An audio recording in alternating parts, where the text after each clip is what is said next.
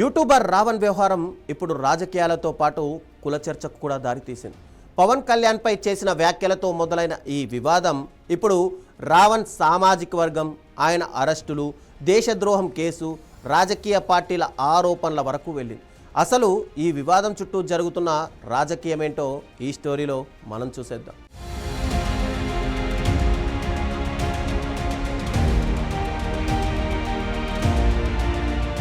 Deputy CM Pawan కళ్యాణ్పై అనుచిత వ్యాఖ్యలు చేశారనే ఆరోపణలతోటి యూట్యూబర్ రావణ్ను పలుమార్లు పోలీసులు అరెస్ట్ చేశారు.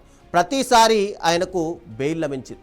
దీంతో చివరికి ఆయనపై దేశద్రోహం కింద అంటే ఉపా చట్టం కింద కేసు నమోదు కావడం రాజకీయంగా కూడా చర్చనీయాంశమైంది. ఈ కేసు చుట్టూ అధికార ప్రతిపక్షాల మధ్య తీవ్ర విమర్శలు కొనసాగుతున్నాయి. ఇదే సమయంలో రావణ్ సామాజిక వర్గంపై కూడా చర్చ మొదలైంది. సోషల్ మీడియా, రాజకీయ వర్గాల్లో ఇప్పుడు భిన్న వాదనలు వినిపించాయి. ఈ నేపథ్యంలో రావణ్ భార్య బచ్చలకూరు అనూష తన భర్త కమ్మ సామాజిక వర్గానికి చెందినవారని పేర్కొన్నట్టు కూడా వార్తలు వెలువడ్డాయి.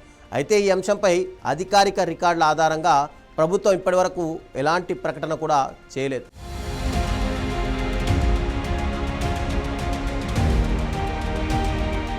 అయితే కమ్మ సామాజిక వర్గానికి చెందిన రావణ్ తమ అధినాయకుడితో పాటు జనసేన నాయకుల్ని టార్గెట్ చేస్తున్నారనే కోపం అటు కాపు, బలిజల మనసుల్లో పడుతుందని టీడీపీ ఆందోళన చెందుతుందట. యూట్యూబర్ రావణ్ కులంపై చర్చ టీడీపీకి ఎలాంటి నష్టం జరుగుతుందో అని ఆ పార్టీ వ్యూహకర్తలు ఇప్పుడు మేధోమదనం చెందుతున్నారు. ఈ నేపథ్యంలో రావణ్ దళితుడంటూ టీడీపీ, ఆ పార్టీ అనుకూలంగా సోషల్ మీడియాలో కూడా విస్తృత ప్రచారం జరుపుతున్నారని మాజీ మంత్రి కొడాలి నాని మండిపడ్డారు. రావణ్ను దళితుడుగా చిత్రీకరించడం ద్వారా కాపు కోపాగ్నిని అటువైపు మళ్లించే వ్యూహంగా వైసీపీ ఆరోపిస్తోంది. ఇదే టైంలో వైసీపీ నాయకులు మాత్రం రావణ్ గతంలో తమ పార్టీ వైఎస్ జగన్పై కూడా తీవ్ర విమర్శలు చేశారని గుర్తు చేస్తున్నారు. అదే సమయంలో చంద్రబాబు నాయుడు, నారా లోకేష్ లేదా ఇతర టీడీపీ అగ్రనేతలపై అలాంటి వీడియోలు చేయలేదని కూడా ఆయన ఆరోపించారు.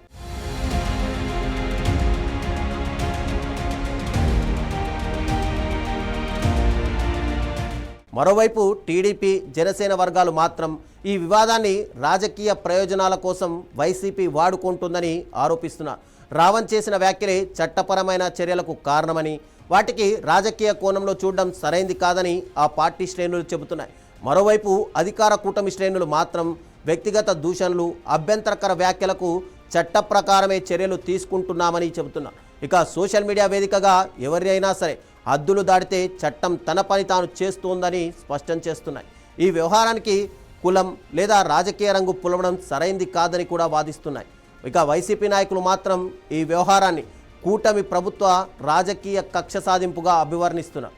తమ ప్రభుత్వ హయాంలో రావణ్ తీవ్ర విమర్శలు చేసినప్పటికీ దేశద్రోహం వంటి కేసులు నమోదు చేయలేదని గుర్తు చేస్తున్నారు. చట్టాన్ని రాజకీయ ప్రత్యర్థులపై ఆయుధంగా ఉపయోగించకూడదని ప్రభుత్వాన్ని డిమాండ్ చేస్తున్నారు.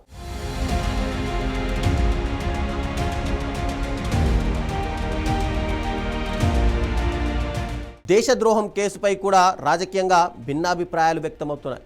వైసీపీ నాయకులు, పలువురు నెటిజన్లు ఈ కేసు అతిగా వ్యవహరించిన చర్యగా విమర్శిస్తున్నారు. ఇక మరోవైపు చట్టాన్ని ఉల్లంఘించే వ్యాఖ్యలు చేసిన వారిపై చట్ట ప్రకారమే చర్యలు తీసుకుంటున్నామని అధికార పక్షం చెబుతోంది. రావణ్ అరెస్ట్ వ్యవహారం సోషల్ మీడియాలో కూడా పెద్ద ఎత్తున చర్చకు దారితీసింది. ఒకవైపు ఆయన చేసిన వ్యాఖ్యలను, చర్యలను ఖండిస్తూనే మరోవైపు సమర్థిస్తున్న వారు కూడా ఉన్నారు. మరోవైపు దేశద్రోహం వంటి తీవ్రమైన సెక్షన్లు ప్రయోగించడం అతిగా ఉందంటూ విమర్శలు చేస్తున్న వారు కూడా ఉన్నారు. దీంతో ఈ అంశం రాజకీయాలకే పరిమితం కాకుండా భావ ప్రకటన స్వేచ్ఛపై కూడా చర్చకు దారితీసింది.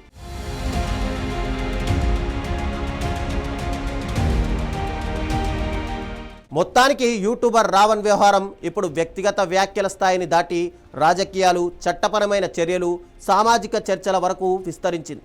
అయితే రావణ్ కులం ఆధారంగా రాజకీయ వ్యూహాలు అమలవుతున్నాయా లేదా అన్న దానిపై ఇప్పటి వరకు కూడా ఎలాంటి అధికారిక ఆధారాలు లేవు.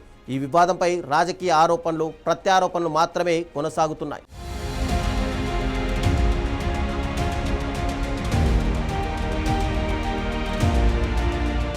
మొత్తానికి యూట్యూబర్ రావణ్ వ్యవహారం ఇప్పుడు రాజకీయాలు, చట్టపరమైన చర్యలు, సోషల్ మీడియా స్వేచ్ఛ, కుల చర్చలు ఇలా అనేక కోణాల్లో చర్చకు దారితీసింది. అయితే ఈ వ్యవహారంలో ఇరు పక్షాలు చేస్తున్న ఆరోపణలు, ప్రత్యారోపణలపై ఇప్పటి వరకు కూడా అధికారికంగా నిర్ధారణ కాలేదు. ఇక ఈ కేసు దర్యాప్తు న్యాయస్థానాల్లో జరిగే పరిణామాలే ఈ వివాదానికి ఎలాంటి మలుపు తీసుకొస్తాయో వెయిట్ చేసి చూడాల్సిందే.